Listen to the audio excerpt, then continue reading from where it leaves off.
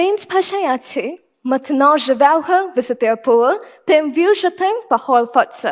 Installez votre crave juste pour jour toutes les choses que je te donne है যার অর্থ এই যে ফ্যাসিবাদ কখনোই হঠাৎ করে ট্যাঙ্কের গর্জনে কিংবা বন্দুকের নলের মুখে জন্ম নেয় না।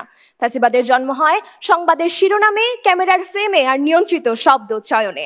যেদিন সংবাদ মাধ্যম সত্য প্রচারের দায়িত্ব ছেড়ে ক্ষমতার প্রচারক হয়ে ওঠে, সেদিনই একটি সমাজ প্রথমবারের মতো ফ্যাসিবাদের দিকে পা বাড়ায়। মাননীয় সভাপতি, বিজ্ঞ বিচারক মণ্ডলী, প্রতিপক্ষ ও যারা শুনছেন, শুভ সন্ধ্যা। আজকের বিতর্কের বিষয় নির্ধারিত হয়েছে সংবাদ মাধ্যমে ফ্যাসিবাদী চিন্তার সামাজিক ভিত্তি নির্মাণে মুখ্য ভূমিকা পালন করেছে পক্ষে অবস্থান করছি। প্রথমে চলে আসি সংজ্ঞায়নে। সংবাদ মাধ্যম, আজ আমরা সংবাদ মাধ্যম বলতে বোঝাচ্ছি সেই কাঠামোকে যা রাষ্ট্রের লাইসেন্সধারী এবং যাদের তথ্যের দায়বদ্ধতা আছে, অর্থাৎ সকল টেলিভিশন চ্যানেল, প্রিন্ট মিডিয়া, সংবাদপত্র এবং তাদের ভেরিফাইড ডিজিটাল পোর্টাল। লক্ষ্য করুন, আজ ফেসবুক পেজে যে কোনো খবরের ভিডিও দেখলেই তা সংবাদ মাধ্যম হয়ে যাচ্ছে না। যদি সেটি সময় টিভি, বিটিভি বা অন্য কোনো নিবন্ধিত প্রতিষ্ঠানের ভেরিফাইড পেজ হয়, তাহলে আমরা সেটিকে সংবাদ মাধ্যম বলে সংজ্ঞায়িত করছি। কথায় আছে সংবাদ মাধ্যম সমাজের আয়না। তবে দুঃখ ভারাক্রান্ত মন নিয়ে বলতে হয় মাননীয় সভাপতি, সেই আয়না আজ ভাঙা এবং সেই ভাঙা আয়না দেখেই আমার সমাজের মানুষ পথভ্রষ্ট হচ্ছে। এবারে আসছি ফ্যাসিবাদী চিন্তা। ফ্যাসিবাদী চিন্তা হলো এমন একটি মানসিক ও রাজনৈতিক প্রবণতা যা ভিন্ন মতকে শত্রু হিসেবে গ্রাহ্য করে, কর্তৃত্ববাদকে স্বাভাবিক করে তোলে এবং ভয়ের মাধ্যমে একক চিন্তাধারার আধিপত্য বিস্তার করে, যার জ্বলন্ত উদাহরণ আমরা গত 15 বছর ধরেই দেখে আসছি। এবার আসছি সামাজিক ভিত্তি নির্মাণ। সামাজিক ভিত্তি নির্মাণ বলতে বোঝাচ্ছি সমাজের এমন মানসিক গ্রহণযোগ্যতা, নৈতিক বৈধতা ও সমর্থন সৃষ্টি করা যার উপর কোনো মতাদর্শ দীর্ঘ মেয়াদে টিকে থাকতে পারে। প্রধান ভূমিকা বলতে বোঝাচ্ছি সেই নির্ধারক ও কার্যকর ভূমিকা যা অন্যান্য সহায়ক উপাদানের তুলনায় অধিক প্রভাব বিস্তার করে এবং সামগ্রিক প্রক্রিয়াকে দিক নির্দেশনা দেয়। লক্ষ্য করুন, আজকের বিষয়ের যে সংবাদ মাধ্যম রয়েছে সেটির সাথে প্রত্যয় যুক্ত করার মাধ্যমে বোঝানো হচ্ছে ফ্যাসিবাদী চিন্তার ভূমিকা অন্যান্য সহায়ক উপাদানের তুলনায় এখানে মুখ্য। বিজ্ঞ প্রতিপক্ষ, আজ আমরা কখনোই বলছি না যে কেবলমাত্র সংবাদ মাধ্যমের ভূমিকাই এখানে একমাত্র ভূমিকা হিসেবে কাজ করছে। আমরা বলছি অন্যান্য সহায়ক উপাদান যেগুলো আছে সেগুলোর মধ্যে থেকে অন্যগুলো গৌণ এবং সংবাদ মাধ্যমের ভূমিকাই এখানে মুখ্য। আমি ও আমার দল তথ্য ও তত্ত্ব প্রদানের মাধ্যমে আজ এটিই প্রমাণ করে যাব। মাননীয় সভাপতি, সেই মুখ্য ভূমিকা পালন করতে আজ সংবাদ মাধ্যম 4 দিক থেকে কাজ করছে। কি কি? 1.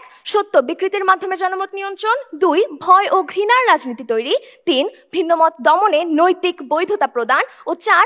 জনগণকে নিষ্ক্রিয় দর্শকে পরিণত করা। প্রথম দিকটা আমি বিশ্লেষণ করছি, পরের 3টি দিক বিশ্লেষণ করবেন আমার দলের বাকি 2 বক্তা।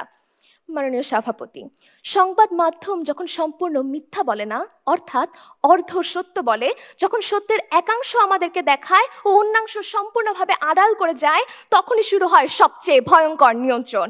তার জনমত বিকৃতির মাধ্যমে জনমত নিয়ন্ত্রণের সবচেয়ে বড় প্রমাণ হলো 2023 সালে ফক্স নিউজে $788 মিলিয়ন জরিমানা। তারা 2020-এর মার্কিন নির্বাচন নিয়ে জেনে বুঝে মিথ্যা তথ্য ও বিকৃত তথ্য প্রচার করেছিল, যা কেবল একটি নির্দিষ্ট দলের পক্ষে জনমন ধরে রাখতে তাদেরকে সাহায্য করেছে। পরিসংখ্যান বলছে তাদের সেই বিকৃত খবরের কারণে 70% রিপাবলিকান ভোটার বিশ্বাস করতে শুরু করেছিল যে তাদের জনমত চুরি হয়েছে, অর্থাৎ তাদের নির্বাচন চুরি হয়েছে।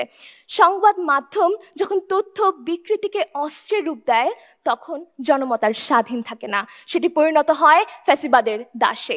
এবং এমন জ্বলন্ত উদাহরণ আমাদের বাংলাদেশের প্রেক্ষাপটেও কিন্তু বিরল নয়। আমরা আজ কেন 2024-এর জুলাই আন্দোলনের কথা বলছি না বিজ্ঞ বিচারক মণ্ডলী? লক্ষ্য করুন, যখন জাতিসংঘের ফ্যাক্ট ফাইন্ডিং রিপোর্টের মাধ্যমে আমরা তথ্য পাই জুলাই বিপ্লবে 650 জনের বেশি মানুষ, আমি আবারও বলছি 650 জনের বেশি মানুষ নিহত হয়েছিল, তখন আমাদের মিডিয়াগুলো কি করেছে জানেন? তখন তারা ঘাতকের বন্দুকের নলে পবিত্র শিলমোহর মেরে দাবি করেছিল তারা শান্তি রক্ষা করছে।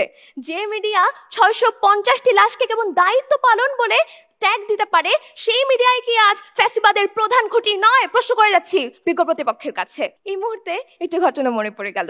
হীরক রাজার দেশে সিনেমায় রাজার মন্ত্র ছিল, জানার কোনো শেষ নাই, তাই জানার চেষ্টা বৃথা। আর সংবাদ মাধ্যমের গোপন মন্ত্রটা কি জানেন? সেটি হলো মগজ ধোলাই সাঙ্গ করো, আমাদের খবরটিকেই তোমরা ধন্য করো। আমি এই বলে আমার বক্তব্য শেষ করতে চাই, যখন মিথ্যা সত্যের পোশাক পরে, যখন নিপীড়নকে শৃঙ্খলা বলা হয়, যখন প্রশ্নকারী অপরাধী হয়, যখন নীরব দর্শক আদর্শ নাগরিকে পরিণত হয়, তখন আমাদের বুঝে নিতে হবে ফ্যাসিবাদ আজ ক্ষমতায় না চিন্তায় প্রতিষ্ঠিত হয়েছে। ধন্যবাদ বিজ্ঞ বিচারক মণ্ডলী, ধন্যবাদ সকলকে।